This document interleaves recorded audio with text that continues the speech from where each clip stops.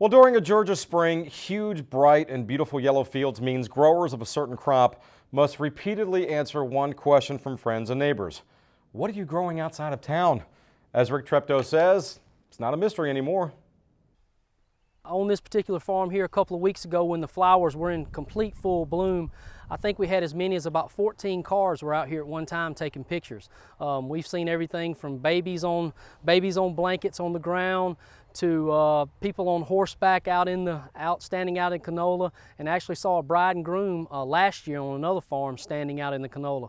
Yes, local people have been excited about a colorful ag crop they pass every day. These are part of the 400 acres of canola being grown by Lee Nunn as part of his total 1,200-acre farming operation outside of Madison. The crop looks good this year.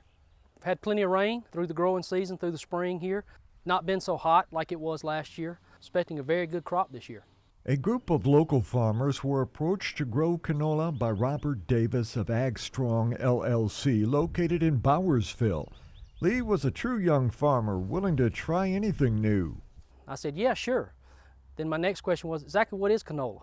I'd heard of it, but had never seen any.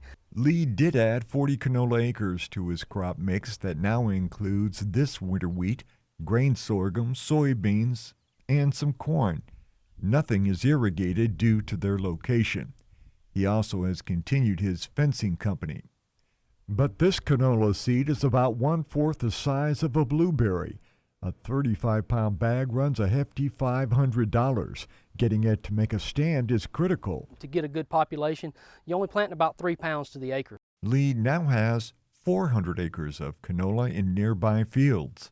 The growing stages through the year is very similar to wheat. His wheat crop still had substantial growth to put on before harvest begins, weather permitting, in the second week of June, a week after canola harvest starts.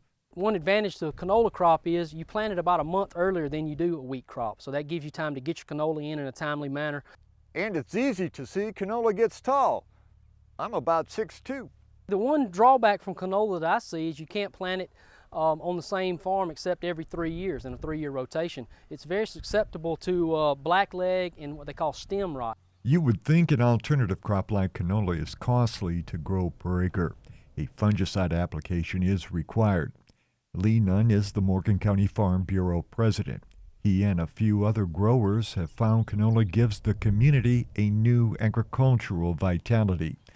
Lee wishes it would give an incentive for college graduates to try farming.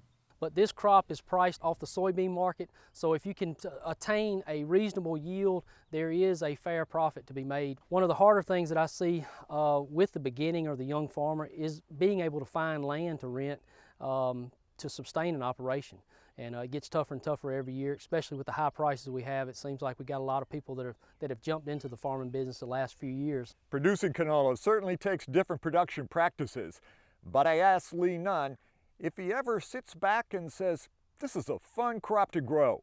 I'm out here every day, I see the crop every day, so no, it doesn't catch my eye like it does some of the people that are just riding down the road. But every now and then I'll ride out late in the evening, the sun will be setting on it, and I say, man, it's a great way to make a living. I'm Rick Treptow for the Georgia Farm Monitor.